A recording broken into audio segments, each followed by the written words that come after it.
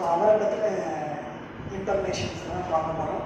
So சீசு Chellappa அவர் சுதந்திர தாகம் அப்படிங்கிற நாவலுக்காக குறு நாவலுக்காக 2001ஆம் ஆண்டு சாகித்ய அகாடமி விருது பெற்றிருக்காரு. அது மட்டும் இல்லை, இவர் சந்திரோதயம் தினமணி அப்படிங்கிற பத்திரிகையில் உதவி ஆசிரியராக இருந்திருக்காரு. ஸோ மேலும் எழுத்து அப்படிங்கிற ஒரு இதழை தொடங்கி நவீன தமிழ் இலக்கிய மறுமலர்ச்சிக்கு விட்டுருக்காரு.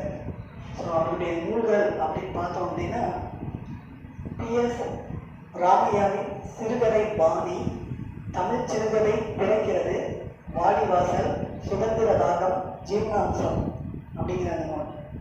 ஸோ இந்த நூலை எப்படி நம்ம சுலபமாக ஞாபகம் வச்சுக்கலாம் அப்படின்னா, PS ராமையாவின் சிறுகதை பாணி தமிழ் சிறுகதை வழியாக பிறக்கிறது அப்படின்னு நினைச்சு வாடிவாசல் கூட்டிகிட்டு போய சுதந்திர தாகம் பிறக்கிறதா சொல்லி ஜீவனாம்சம் பெற வச்சுட்டாங்க அப்படின்னு சொல்லி இதை ஞாபகிச்சுக்கலாம்.